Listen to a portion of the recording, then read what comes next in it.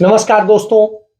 एक बड़ी अच्छी खबर है जो लोकतंत्र के लिए बेहद अहम, और इस खबर को हम सबको बड़े ध्यान से और इसके अर्थ को समझना चाहिए।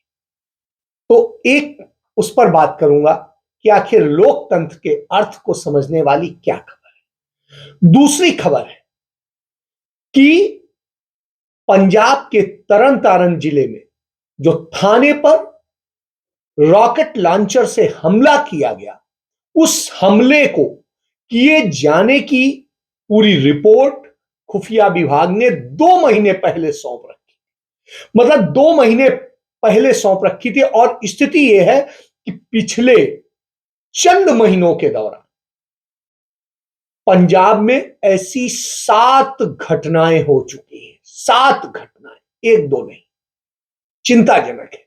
इन 7 महीनों में जब से आम आदमी पार्टी की सरकार आई है, आतंकवादियों और आतंकी और खालिस्तान के समर्थकों के हौसले कितने बुलंद हो गए। पंजाब में आए दिन कत्लेआम हो रहा है, तमाम तरह के अपराध हो रहे हैं, पंजाब में सड़कें टूट रही हैं, दूसरे और समस्याएं हैं, अस्पतालों में इलाज नहीं मिल पा रहा है, और जो पुराने स्कूल हैं वही हैं, नए स्कूल तो कोई बन नहीं सकते इतने कम वक्त में, लेकिन उनकी भी व्यवस्था बिगड़ने लगी है। तो ये सारे विषय खड़े हैं। चलिए इसी पर बात कर लेते हैं और इसमें शुरुआत करते हैं। इसके साथ साथ एक और चीज, एक बड़ी अच्छी खबर यह है कि हिमाचल में मुख्यमंत्री पद पर एक गरीब घर का बच्चा, परिवारवाद के ऊपर उठते हुए जो गरीब घर का बच्चा, एक कंडक्टर ड्राइवर का बच्चा जो है मुख्यमंत्री की कुर्सी संभालता है, और उसे कुर्सी संभलवाते वक्त, शपथ लेने के वक्त श्रीमती प्रियंका गांधी, राहुल गांधी समेत कांग्रेस के बड़े नेता पहुंचे। तो उसमें बात कर लेते हैं, यहीं शुरू करते हैं, उसके बाद आगे बढ़ते हैं। तो सबसे पहले कि राहुल गांधी ने, जो सुखविंदर सिंह सुक्खू हैं, जब उनकी मां को देखा कि वो नीचे बैठी हुई है शपथ ग्रहण के उस पर, तो उन्होंने आवाज देके उन्हें बुलाया, मंच पर बुलाया और उन्हें प्रणाम किया। ये बड़ी अच्छी चीज है कि एक मां को यह सम्मान कि उसका बेटा, एक गरीब घर की मां के लिए तो बहुत बड़ी चीज है। तो समझिए यार, ये देखने को मिला। इसके बाद में प्रियंका गांधी ने, जो प्रतिभा सिंह है वहां प्रदेश अध्यक्ष हैं और पूर्व मुख्यमंत्री वीरभद्र जी की पत्नी है, उनको वो गले से लगाया।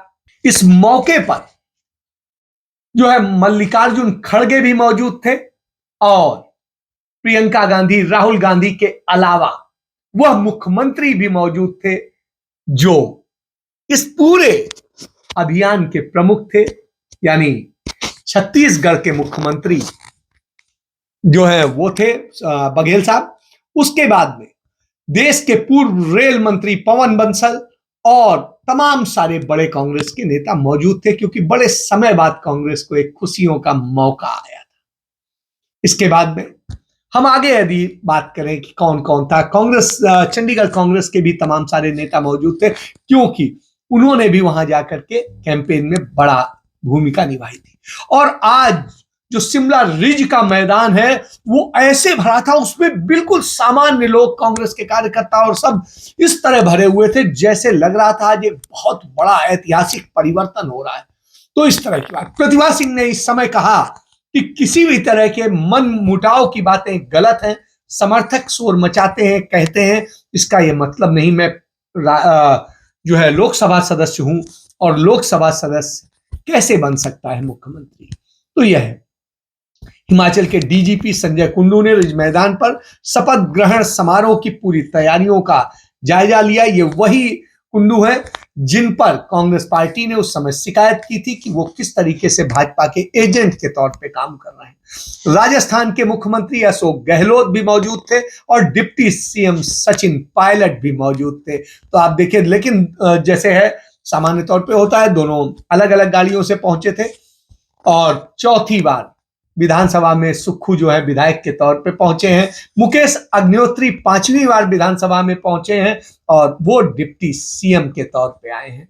तो इसको आप समझिए, अब तय हो गया है कि वीरभद्र सिंह के बेटे विक्रमादित्य सिंह को, जो दूसरी बार विधानसभा पहुंचे हैं, उन्हें मंत्री पद मिलना तय है। इसके बाद में हम बात करते हैं कि जो एक सबसे महत्वपूर्ण घटना है देश के लिए, देश की राजनीति के लिए, वो क्या है? वो दिल्ली में, लोकतंत्र के लिए भी महत्वपूर्ण है। दिल्ली में कांग्रेस पार्टी के जीते हुए 2 पार्षद और कांग्रेस पार्टी के प्रदेश उपाध्यक्ष, ये तीनों लोग जो हैं जाकर के आम आदमी पार्टी में शामिल हो गए थे।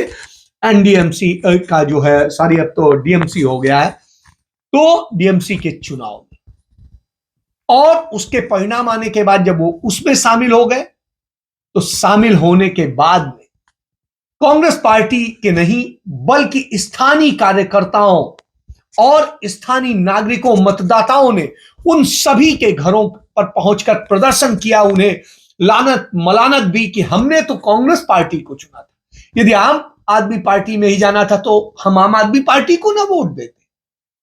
आपको यह कैसे अधिकार है कि आप दल बदल कर? हमने कांग्रेस पार्टी को वोट दिया है, इसलिए अब हम तो आपसे उसका बदला लेंगे। और उसका नतीजा यह हुआ कि चले इस विवाद के बाद में इतना माहौल बदला कि डर के कारण इन सबको लगा कि नहीं, ये गलती हो गई है, जनता उन्हें भविष्य के लिए भी नकार देगी, वो कहीं के नहीं रह जाएंगे। और इसलिए मुस्तफाबाद की जो पार्षद हैं सबीला बेगम, और ब्रजपुरी के पार्षद हैं नाजिया खातून और अली मेहंदी, ये सारे लोग वापस कांग्रेस पार्टी पहुंचे। इन्होंने माफी मांगी, तो मतलब 9 घंटे में ही माहौल बदल गया, और जाके माफी मांग के किसी तरीके से, और सार्वजनिक तौर पे माफी मांगी, वीडियो में माफी मांगी, और मांग करके उसमें शामिल हुए। हालांकि कांग्रेस पार्टी के सिर्फ 9 जो है पार्षद जीते हैं, लेकिन जिस तरह की स्थितियां हैं उसके बाद में उन्होंने कहा कि वापस हम आते हैं, और माफी मांग करके आए। तो यह एक अच्छी संदेश है कि जब लोकतंत्र में जनता चाहती है तो कोई कुछ नहीं कर सकेगा। और मुझे लगता है ये चीज हर जगह होनी चाहिए। यदि कोई विधायक इस तरह से दल बदल करे तो उसके खिलाफ भी कीजिए, और कहीं और करे तो उसके खिलाफ भी कीजिए। अब आपको बताते हैं, गुजरात में एक घटना हुई। गुजरात में क्या हुआ कि गुजरात में भारतीय जनता पार्टी में आम आदमी पार्टी के एक एमएलए, उनके 5 एमएलए जीते हैं, उनमें से एक एमएलए लगभग शामिल हो गए हैं। चूंकि शामिल होने के लिए वो चाहिए, तो उन्होंने सिर्फ समर्थन की बात कही है, शामिल होने की बात नहीं कही है, क्योंकि उससे उनकी सदस्यता रद्द हो जाएगी। और उसके अलावा 2 अन्य पार्षद हैं, जो विधायक हैं, उन्होंने भी भारतीय जनता पार्टी में समर्थन दे दिया है। एक प्रकार से शामिल जैसे हैं वो भी, क्योंकि वो भी शामिल ऐसे नहीं हो सकते हैं। तो इससे आप समझिए कि भारतीय जनता पार्टी के कुनबे में 3 विधायक और बढ़ गए हैं गुजरात में। तो यह इस बात का संदेश है कि किस तरीके से जो दल बदल है उसकी स्थितियां समझे। भूपत भयानी है, ये बिसावर सीट से आम आदमी पार्टी के जीते हैं, ये है। धवल सिंह झाला है, ये निर्दलीय जीते हैं बाइट से। और माओजी देसाई है, ये भी निर्दलीय जीते हैं धानेरा से। और धर्मेंद्र सिंह वाघेला है, ये बघोड़िया सीट से निर्दलीय जीते हैं। तो इस तरह से भारतीय जनता पार्टी के खेमे में कुल 4 और शामिल हो गए, और उनका जो है 160 के ऊपर चला गया आंकड़ा।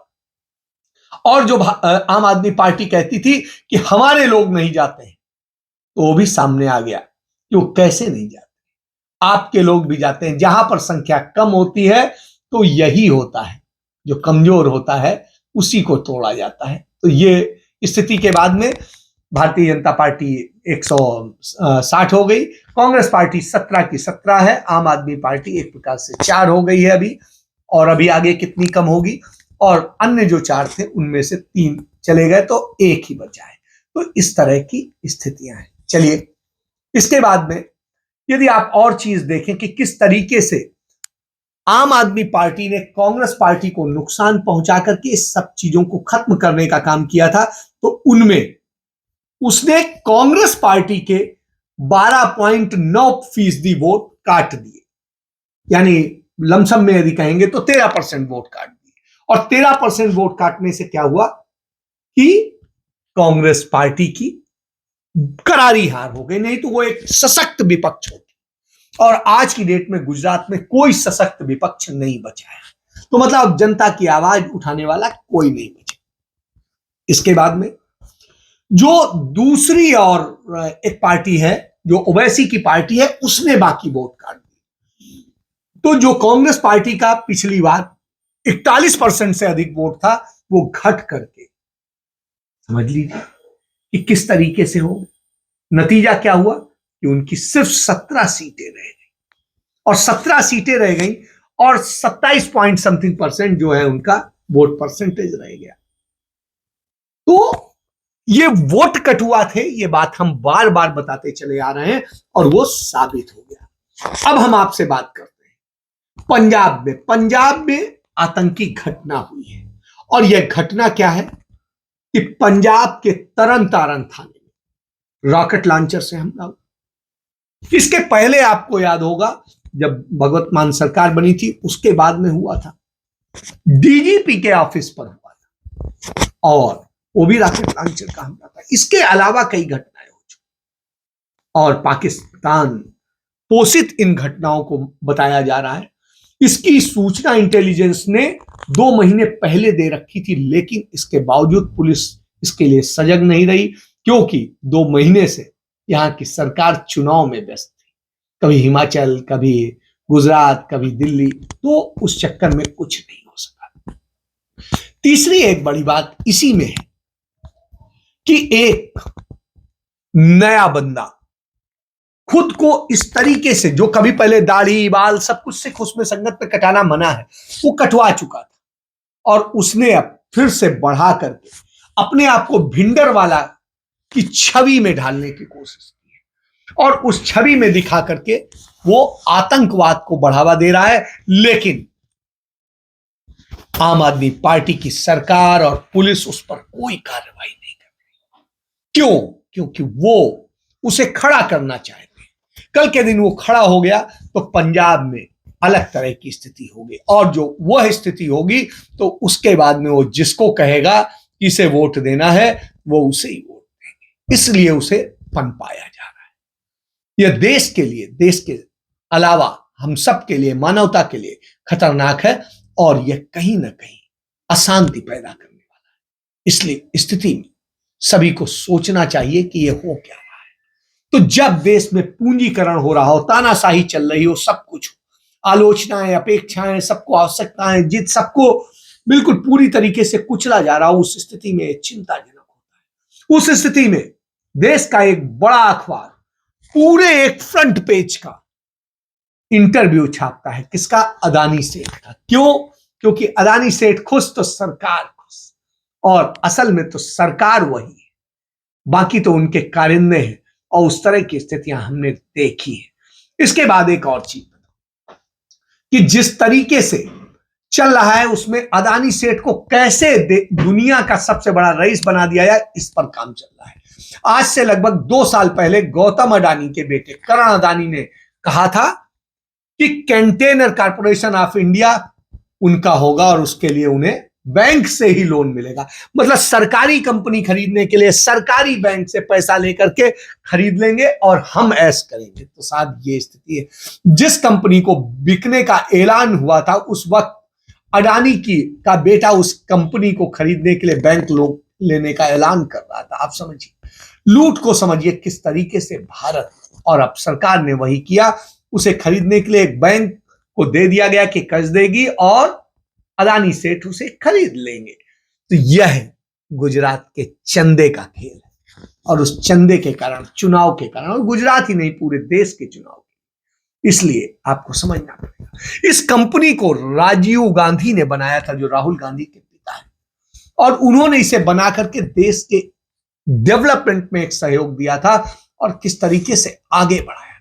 आज वो कंपनी प्राइवेट हो रही, जिसे आईडीएफसी बैंक को बेचा जा रहा है, उसमें भी परोक्ष रूप से अदानी को घुसाया जा रहा है कि बैंक भी तुम्हारी, संपत्तियां भी तुम्हारी, एयरपोर्ट, पोर्ट, सारी चीजें तुम्हारी, और गंगा, निर्मल गंगा भी तुम्हारी, करिए चाहे न करिए, धारावी भी तुम्हारी। तो यह राजनीति, ऐसी स्थिति में लोकतंत्र को बचाइए।